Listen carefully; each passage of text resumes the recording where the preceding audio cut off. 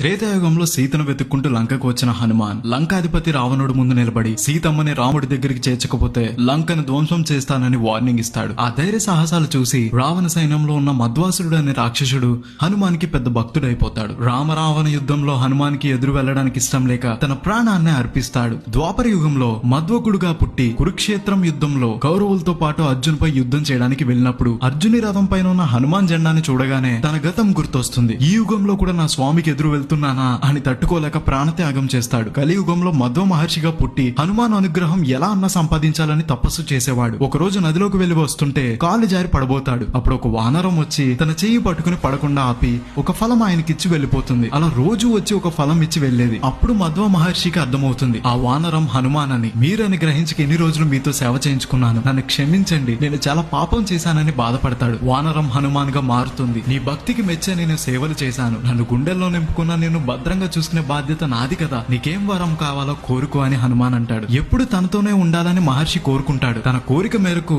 హనుమాన్ మధువుడిని మద్ది అనే చెట్టులో అవతరించమని, తాను అందులో విగ్రహంగా వెలిసి మధ్య ఆంజనేయ స్వామిగా పిలువబడతానని చెప్తాడు. కొన్ని యుగాల చరిత్ర గల ఈ గుడి మన వెస్ట్ గోదావరి జంగారెడ్డిగూడెం ఊరికి దగ్గరలో ఉంటుంది. ఒక భక్తుడి తపస్సు మెచ్చి స్వయంభుగా వెలిసిన హనుమాన్ విగ్రహాన్ని మీరు ఇక్కడ చూడొచ్చు. ఇలాంటి మరిన్ని వీడియోస్ కోసం గోదావరి స్టేషన్ ని ఫాలో అవ్వాలి మరి.